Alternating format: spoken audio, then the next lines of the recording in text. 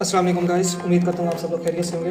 अच्छा, आज की जो हमारी वीडियो है ये बहुत ही स्पेशल होने वाली है, क्योंकि मैं आज आपको एक बताऊंगा कि एक अगर चार्ट सिंपल ऐसे आपको चार्ट दिया जाए तो आप किस तरह से, हम ट्रेडर लोग किस तरह से इस चीज़ को एनालिसिस करते हैं कि हम एक जोन फाइंड कर सकें कि हमने ट्रेड कहाँ से एग्जीक्यूट करनी है और कहाँ तक लेकर जानी है। अगर मुझे कोई ट्रेड ढूंढनी होती तो मैं किस तरह से ढूंढता और क्या क्या चीज़ें देखकर मैं उसको एनालिसिस करता। तो आइए स्टार्ट करते हैं इस वीडियो को। सबसे पहले तो जिस तरह से मैंने आपको बोला हुआ कि हम वीक से स्टार्ट करते हैं। वीक में मैंने एक चीज़ देखी थी कि मार्केट वन डायरेक्शनल मूव जा रही थी।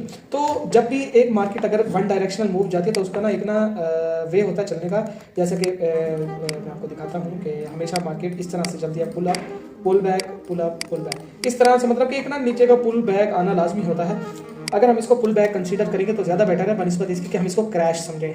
अब अक्सर लोग मार्केट में ये कहते थे कि यहाँ से मार्केट अगर गिरी 5,000, ये थी 5,600 पे, तो ये पुल बैक आया था ना कि क्रैश आया था। ठीक है, ये हर टाइम फ्रेम का अपना एक स्ट्रक्चर होता है। जैसा कि वीक है, वीक में अलग पुल बैक होगा, उसका अपना होगा एनालिसिस, तो उसको हम क्रैश कह सकते हैं वटएवर। तो उस तरह से लेकर चलते हैं और मैं देखता हूँ कि हम क्या क्या चीज़ें एनालिसिस करते हैं। अच्छा, सबसे पहले ये देखते हैं कि मैंने यहाँ पर जो मेरा दूसरा पर्सनल चार्ट है, अगर आप कहेंगे तो वो भी आपको शेयर कर दूँगा, इसमें कोई इशू नहीं है मुझे कि ये वाला चार्ट है तो किस तरह से। बेसिकली इस पर मैंने ना एनालिसिस सिखानी थी, तो ही मैं आपके साथ ये चीज़ शेयर कर रहा हूँ। अच्छा, ये मैंने एक ऑर्डर ब्लॉक मार्क किया। अगर आप तो ये कह सकते हैं कि आपके पास पहले से बना हुआ तभी ये ऑर्डर ब्लॉक है, आप मार्क करें, बना तो नहीं है, ठीक है। लेकिन मेरे जो पुराने वाले जो चार्ट है उन पे मैंने ये पुराना पहले से ही मार्क किया हुआ था। पहले जो पहला क्रैश जो आप लोग समझते थे ये वाला था, तो उस पर मेरा ये वाला ऑर्डर ब्लॉक था। उसके बाद मैंने एक पीछे ये वाला ऑर्डर ब्लॉक मार्क करके रखा हुआ था, क्योंकि इसके बाद हमेशा पुल बैक एक आना चाहिए। तो ये पुल बैक था, ठीक है। उसके बाद मैंने देखा कि ऑर्डर ब्लॉक कौन कौन से बन रहे हैं। एक तो ऑर्डर ब्लॉक हमारा वीक के हिसाब से, ये सेलिंग का ये ऑर्डर ब्लॉक था। अच्छा, दूसरा हमारा ये वाला ऑर्डर ब्लॉक था। तो हमारे पास एक ना ये जोन निकल कर आ गया, यह जहाँ से हम सेल करेंगे अगेन गोल्ड को, और यहाँ से हमने बाय करना था, तो ये बाइंग का जोन आ गया था। उसके बाद हम चलते हैं डे के उसके ऊपर। अच्छा, मैं इसको ना ये कर देता हूँ, इसको मैं कर देता हूँ डे एंड वीक के हिसाब से कर देता हूँ। अच्छा चलो, नहीं लिखा हुआ है, day plus week plus 4 R, ठीक है। और इसको भी मैं कर देता हूँ day plus week plus 4 R. अच्छा, इसको मैं कर देता हूँ इन दोनों को ऑल इंटरवल, ताकि हमें ये छोटे टाइम फ्रेम में भी चीज़ें शो हो सके। इसे मैं कर देता हूँ ऑल इंटरवल। अच्छा, पहले हमारे पास कोई जोन नहीं था, अब हमारे पास एक 2 जोन निकल कर आ गए। ये भी एक वीक के जोन है। अब इन चीज़ों को मार्केट को यहाँ तक जाने के लिए काफ़ी टाइम ड्यूरेशन चाहिए होता है, लेकिन हमें तो अभी ट्रेड चाहिए। तो इसके हिसाब से हम क्या चीज़ करेंगे, देखिए मैंने वीक का ऑर्डर ब्लॉक मार्क करके रखा। अच्छा, उसके बाद मैंने ना स्ट्रक्चर मार्किंग करनी होती है, जैसे कि अच्छा, ये स्ट्रक्चर मार्किंग एक थियोरेटिकल चीज़ होती है और एक जस्ट हम इसे थॉट्स कह सकते हैं बनिस्बत इसके कि ये रियल में कोई चीज़ पाई जाती है। ये एसएमसी, आईसीटी, प्राइस एक्शन, जितनी भी चीज़ें, ये एक हमारी थॉट्स होती हैं कि हम यूँ करेंगे तो उस हिसाब से हमारी एनालिसिस निकल के आती है। बनिस्बत इसके ये 100% सिक्योर और 100% चीज़ें होती हैं। 100% दुनिया में कुछ नहीं होता।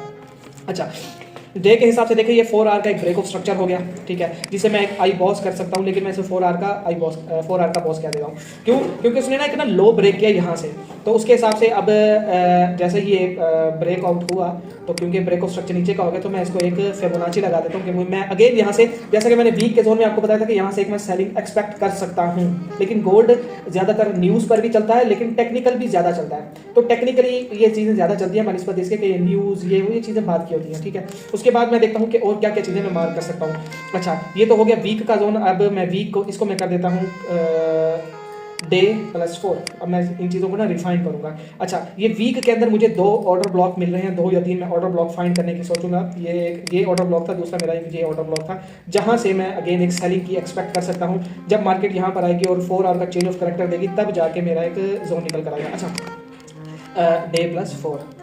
हाँ, अब जब यहाँ तक मार्केट आ चुकी है, तो क्यों ना हम एक यहाँ से एक छोटी सी स्कैल्प या सेलिंग की तरफ देख सकते हैं। उसके बाद ऊपर बाइंग देखेंगे, फिर सेलिंग देखेंगे, फिर ऊपर बाइंग ऑल टाइम हाई की तरफ देखेंगे, ठीक है। ये इस तरह से चलेगी। अब नेक्स्ट क्या करना है, नेक्स्ट हम देखना है, ये अभी भी बड़ा टाइम फ्रेम है, डे का टाइम फ्रेम है, हम इसको और छोटे टाइम फ्रेम में जाएंगे ताकि हम कोई ना कोई एक अदर ट्रेड निकाल सकें। अच्छा, ये मैंने कुछ ऑर्डर ब्लॉक्स वगैरह मार्क करके रखे हुए थे। मेरा एक्चुअल में एक क्योंकि मैं ये वाला पर्सनली चार्ट यूज़ नहीं करता, तो ये मैंने आप लोगों के लिए ये एक चार्ट बनाया। तो ये बस एक जस्ट छोटा मोटा चार्ट है मेरा, जिसकी वजह से ये चीज़ें चल रही है। अच्छा, उसके बाद मैं देखता हूँ कि मार्केट को यहाँ से मैंने एक एक्सपेक्ट रखा था कि यहाँ से मैं सेलिंग का सोचूंगा। उसके बाद जब मार्केट अब क्योंकि ये 4 आवर का ब्रेक ऑफ स्ट्रक्चर हुआ है, तो अब मैं क्यों ना इसके आई बॉसेस मार्क करूँ ताकि मेरे और जोन छोटे हो जाए, जैसे कि एक आई बॉस हुआ। उसके बाद मार्केट ने नीचे गिरी, क्रैश, जिसे हम क्रैश समझ रहे थे, वो एक पुल बैक था। अच्छा, उसके बाद अब मैं देखता हूँ ये आई बॉस था, आई बॉस मतलब कि ये ब्रेक ऑफ स्ट्रक्चर का बेबी था, ठीक है। अब जैसे कि आई बॉस हो गया, ये बड़ा बेबी होगा। अब आई बॉस ये उसका छोटा बेबी था, जस्ट लाइक ये एक 4R का अगेन आई बॉस था। एक्चुअल में तो ये पुल बैक पुल अप और ये पुल बैक यहाँ से ब्रेक ऑफ स्ट्रक्चर हुआ था, तो मैं इसको यहाँ पर रख के ना रिसेंट हाई को इसने यहाँ से ब्रेक किया बॉडी के साथ, ठीक है। ये एक आई बॉस हो गया। अब क्योंकि ये आई बॉस है, डबल आई बॉस है, तो हम इसको डबल आई बॉस कंसीडर कर सकते हैं, 4R का आई बॉस। अच्छा, अब मैं जब एनालिसिस करता हूँ ना, क्योंकि जब एक अच्छा सा पुल बैक आ जाए, जिस तरह से ये ब्रेकआउट हुआ, उसके बाद एक अच्छा सा पुल बैक आ जाए, तो मैं इसमें भी ट्रेड फाइंड करने की सोचता हूँ। जैसे कि मैंने यहाँ पर एक फिबोनाची लगाया, फिबोनाची लगाने के बाद ये हाई और लो, और इस जोन पर मुझे एक ट्रेड मिल सकती है। वो मैं आपको जब छोटे टाइम फ्रेम में जाऊँगा तो मैं आपको बताऊँगा कि किस तरह से मैंने इधर एक ट्रेड प्लान की थी, ठीक है ना। अब मैंने फिबोनाची लगाया, फिबोनाची लगाने के बाद ये ऊपर वाला फिबोनाची है, यहाँ पर जब मैं आया तो मैंने ये देखा कि 0.78 टू 0.72 एक OTE लेवल था, जहाँ से मार्केट ने गिरने का चांस होता है अगर मुझे कंफर्मेशन मिली तो। ये मेरा एक ऑर्डर ब्लॉक था, जहाँ से मार्केट ने प्रॉपर यहाँ से जैसे ही टच किया उसके बाद मार्केट ने एक अच्छा सा गिराया। अच्छा, हम ये भी सोचते हैं कि ट्रेड प्लान जब करते हैं ना, हम ये सोचते हैं कहाँ तक गिरेगी, तो हमारे पास ये एक 4R का ये एक ऑर्डर ब्लॉक था, यहाँ से यहाँ तक गिरेगी।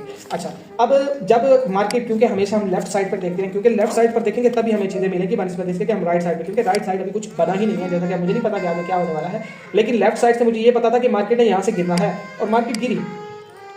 अच्छा, ये मैंने पुराने ओल्ड मार्क करके रखे हुए थे, जिसकी वजह से आपको बता रहा हूँ। अच्छा, अब जैसे ही मार्केट ने यहाँ पर इसको टच किया, मैंने देखा ये यहाँ से हमारा एक चेंज ऑफ करेक्टर हो चुका। जैसे ही चेंज ऑफ करेक्टर हो गया तो मार्केट ने अगेन एक ऑर्डर ब्लॉक बनाया। तो ऑर्डर ब्लॉक बनाने के बाद मार्केट ने यहाँ से एक अच्छा सा सेलिंग जोन दिया, ये देखिए यहाँ से गिरी नीचे तक। अच्छा, यहाँ मैंने एक्चुअल में सोच के रखा था इसका जो ट्रेड जोन वो यहाँ तक गैप अप तक। क्यों? क्योंकि मार्केट हमेशा गैप्स को फिल करती है, गैप्स हमेशा फिल होते हैं बनस्पत इसके कि छोड़े जाए। अब मार्केट जब 7 अप्रैल को ओपन हुई थी, 7 अप्रैल के बाद 8 अप्रैल को ओपन हुई थी, तो यहाँ पर एक गैप था। तो जैसे ही ये गैप फिल होना लाजमी होता है, तो अब ये क्या हुआ कि जब भी मार्केट ने यहाँ पर एक 4R का एक ऑर्डर ब्लॉक बनाया, उसके बाद मार्केट ने चेंज ऑफ करेक्टर दिया। यहाँ से हमने एक अच्छा सा शॉट लगाया था 1:4 to 1:5 का, और मैं आपको दिखा देता हूँ कैसे। जस्ट यहाँ से देखिए हमने ये ऐसा यहाँ रखा था, इसके थोड़ा सा ऊपर, क्योंकि हमेशा 100% कुछ नहीं रखा जाता, थोड़ा सा ऊपर रखा जाता है। और हमने इस यहाँ से क्योंकि गैप अप फिल करना था, हमने ये यहाँ तक गैप अप तक रखा था, तो हमारा जो ट्रेड था वो 1:3.8 ऑलमोस्ट 4 हो गया था। तो यहाँ तक हमने इसकी ट्रेड एग्जीक्यूशन की थी, मतलब कहने का ये कि 30 लगा के हमने 120 निकाले थे, ठीक है। अब नेक्स्ट हम क्या कर सकते हैं, नेक्स्ट हम इसका ये वेट कर सकते हैं, क्योंकि स्ट्रक्चर अब ये तो जिस तरह से मैंने आपको बोला था आई बॉस बुलिश है, तो मैं अगेन इसका फिबोनाची लगाता हूँ। तो फिबोनाची लगाने के बाद मेरा एनालिसिस ये है कि इसको 50% तक मिटिगेशन होनी चाहिए, पहला। अच्छा, दूसरा एनालिसिस ये है, क्योंकि ये आई बॉस है तो इसका भी एक छोटा आई बॉस हो सकता है, क्योंकि स्ट्रक्चर मार्किंग जैसे कि मैंने आपको बताया था कि ये थ्योरेटिकल चीजें होती हैं, ये टेक्निकल एनालिसिस होता है बनस्पत इसके कि हम इसके ऊपर चलें। और गोल्ड चलता ही स्ट्रक्चर लेस, ये एक ऐसी मार्केट है गोल्ड की है कि ज्यादातर स्ट्रक्चर लेस चलती है, क्योंकि ये देखें यहाँ से क्या ये वन डायरेक्शनल मूव आ गया। अब यहाँ से बड़े टाइम फ्रेम में तो स्ट्रक्चर चलते हैं, लेकिन छोटे टाइम फ्रेम में कहाँ से स्ट्रक्चर चलेंगे, ठीक है। अब ये भी बड़ा टाइम फ्रेम है, 4R की एक कैंडल है, तो यहाँ पर एक स्ट्रक्चर बना, तो ये प्रॉपर इसको इतना नीचे गिरा, लेकिन कोई पुल अप ही नहीं आया। जैसे कि मैंने आपको बोला था कि जिस तरह से ऊपर मार्केट जा रही है, अप ट्रेंड में जा रही है, तो पुल अप पुल बैक आना लाजमी होता है। इस तरह से जब मार्केट नीचे गिर रही है तो उसके लिए तो नीचे पुल अप होना लाजमी है ना, जैसे कि ये पुल अप फिर पुल बैक, फिर पुल अप फिर पुल बैक, तो ये चीज भी तो लाजमी है ना। आप इसमें देखेंगे ये क्या कहाँ पुल अप आया, ये पूरा वन डायरेक्शनल मूव है। फिर अगेन इसने स्ट्रक्चर बनाना स्टार्ट कर दिया, जैसा कि ये ब्रेक ऑफ स्ट्रक्चर, ये ब्रेक ऑफ स्ट्रक्चर। तो गोल्ड की जो मार्केट है ना, वो ना थोड़ी स्ट्रक्चर लेस चलती है। अच्छा, अब आप लोगों को ना कुछ लोग ऐसे हैं जिनको ये चीज़ें इतनी समझ नहीं आती, वो एनालिसिस भी करते हैं, तो फिर क्या बनता है, वो फिर ना लॉसेस वगैरह करते हैं। उसके लिए भी हम एक सोल्यूशन लाए हैं। तो अभी जो मैं आपको बता रहा हूँ कि गोल्ड को मैं क्या देख रहा हूँ, क्योंकि इसके आई बॉस हमेशा जो छोटी चीज़ से स्टार्ट होती है और बड़ी चीज़ से की सुनी जाती है। मेरे कहने का मकसद ये है कि अगर 1 मिनट का स्ट्रक्चर बुलिश होगा, उसके बाद 3 मिनट का बुलिश होगा, फिर 5 मिनट का, 15, 1 आवर, 4 आवर, डे, वीक, इस तरह से चलेगा। अच्छा, तो कहाँ से स्टार्ट होगा, 1 मिनट से, सॉरी, लेकिन कहाँ जाके रुकेगा, डे या वीक के ऊपर। क्यों? वीक के ऊपर कोई ऐसा जोन होगा जहां पर मार्केट रोक सकती है इसको। अच्छा, ये देखें, अब जैसे मार्केट बुलिश जा रही थी, फिर एक 4R का एक ऑर्डर ब्लॉक पड़ा था, मार्केट वहां के एक रिएक्ट किया ना नीचे की तरफ, ठीक है। तो अब हम ये देखते हैं, मैं यहाँ से मार्केट को बाय की तरफ देखना चाह रहा हूँ, यहाँ से मार्केट उठेगी बाय की तरफ, क्योंकि स्ट्रक्चर बुलिश हो चुके हैं। और यहाँ से मार्केट को मैं पुल बैक दूंगा, फिर यहाँ से पुल अप होगा, फिर एक नीचे गिरे, फिर छोटा सा एक रिफाइन होगा, फिर ऊपर एक मैंने जैसा कि आपको बताया था कि एक वीक का जोन पड़ा है जो कि ये वाला है, और यहाँ से फिर से अच्छा रिएक्ट आएगा, फिर नीचे रिएक्शन की तरफ देगा, फिर नीचे एक अच्छा जोन बनेगा, फिर वहाँ से उठ के फिर ऊपर पुल अप करेगी और ये हाई अपना ब्रेक कर देगी। लेकिन अभी इसने कुछ टाइम के लिए ऊपर जाना है, फिर नीचे गिरना भी लाजमी है। तो अब मैं बताता हूँ कि हमने आपके लिए क्या सोल्यूशन ढूंढा है। इस चीज़ को हमने इतना ईजी कर दिया है, क्योंकि अक्सर लोगों को स्ट्रक्चर्स की समझ नहीं आती, तो वो क्या करते हैं, वो ना स्ट्रक्चर ऐसे करते हैं। तो अब मैं आपको दिखाने जा रहा हूँ कि हमारा एक इंडिकेटर है, तो उसके ऊपर हमने प्रॉपर वे से अपना एनालिसिस किया है, हमारी टीम ने बैठ के उसको गाइड किया है, एक ऐसा इंडिकेटर डेवलप किया है जहाँ से वो ना बाय भी लेता है, सेल भी लेता है, और उसकी ना जो प्रॉफिटेबिलिटी है बहुत बहुत बहुत अच्छी है। क्योंकि हमने एक सिस्टम डेवलप किया, तो आपको ना सिस्टम के साथ फॉलो हो गए, अगर आप सिस्टम के साथ फॉलो होंगे तो प्रॉफिटेबल होंगे, वरना नहीं होंगे प्रॉफिटेबल। ये मैंने अपने एक्सपीरियंस से इस चीज़ को देखा है कि हम जब सिस्टम के साथ जब सिस्टम को फॉलो किया तब हम प्रॉफिटेबिलिटी में आए, वरना हम लॉस में ही थे। अच्छा, हमने ये बस ऐसा इंडिकेटर बनाया, ये सिर्फ और सिर्फ इस स्ट्रक्चर्स की बेस के ऊपर ऑर्डर ब्लॉक्स, ये वो आपको कुछ चीज़ें शो नहीं हो रही, क्योंकि वो बैकएंड पे सारी चीज़ें कोडिंग के थ्रू हमने हाइड की हुई है। क्योंकि अगर हमने सारा कुछ यहाँ रख दिया, यहाँ पर तो सिर्फ स्ट्रक्चर होंगे, मार्किंग होगी, तो आपको समझ कुछ भी नहीं आएगी, तो हमने वो बैकएंड में हमने पीछे हाइड कर रखी है। बाकी ये देखिए, हमने एक स्कैल्पिंग के लिए एक ऐसा इंडिकेटर बनाया है जो जस्ट वो सिर्फ बाय देता है और सेल देता है। जब वो इंडिकेशन बाय की दे, आपने बाय करनी है, आपको एसएल भी देगा, एंट्री पॉइंट भी देगा, TP1 टू TP10 भी देगा।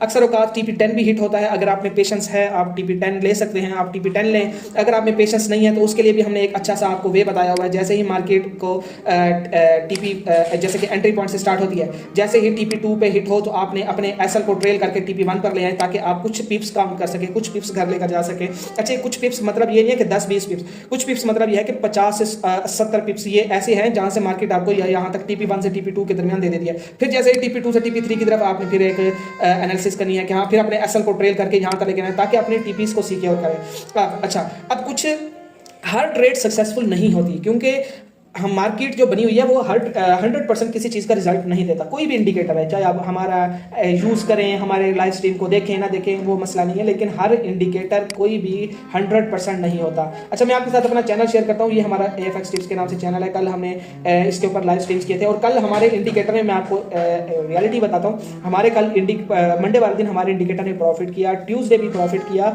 जब वेडनेसडे का दिन आया था, हमारे इंडिकेटर ने लॉस किया, लेकिन हमारे इंडिकेटर ने ये नहीं कि पूरा अकाउंट ही वॉश कर दिया, नहीं, हमारे इंडिकेटर ने सिर्फ और सिर्फ 100 पिप का लॉस किया। एक्चुअल में लॉस ज्यादा था, फिर उसने रिकवर भी करवाया, फिर उसने 100 पिप का लॉस किया, लेकिन आज के दिन उसने हमें जो पिछला लॉस था वो भी रिकवर करवाया, और आज उसने हमें प्रॉफिट में बिठा चुका है। इस टाइम तक हम 200 पिप प्रॉफिट में है। ठीक है, तो हमारा जो इसकी टाइमिंग है लाइव स्ट्रीम की, वो है वो है शाम 4 बजे से लेके 4 से 5 के दरमियान हम इसको स्टार्ट करते हैं। तो उस टाइम से लेके रात 11 बजे तक हम लाइव स्ट्रीम करते हैं। अगर हमारे सिस्टम ने, अगर आप हमारे लाइव स्ट्रीम ज्वाइन होते हैं, अगर हमारे लाइव स्ट्रीम में सिर्फ 7 सेकंड का डिले है, क्योंकि जब हमारा ये हर यूट्यूबर क्या होता है 7 सेकंड का डिले, तो हमारी लाइव स्ट्रीम में भी 7 सेकंड का डिले है। अगर हमारे इस इंडिकेटर ने अगर बाय दिया है तो आपने उसी वक्त बाय लेना है, अगर सेल दिया तो उसी वक्त आपने सेल लेना है, चाहे आपका ऐसा लगे या ना लगे। हम तो इंडिकेशन ये करते हैं कि आप फंडेड अकाउंट यूज करें, या फिर आप पहले जज करें हमारे इस इंडिकेटर को। हम ये नहीं कहते कि आप आके हमारा बस इंडिकेटर यूज करना स्टार्ट कर दें, नहीं, हम ये कहते हैं कि आप पहले जज करें, 1-2 दिन देखें, आपको अगर पसंद आता है ठीक है, अगर आपको कुछ लूप होल्स मिलते हैं तो आप हमें कमेंट करके बताएं। अच्छा, आप हमें जब कमेंट्स करके बताएंगे, हम क्या पता उसमें और अच्छी इंप्रूव कर सकें इसको।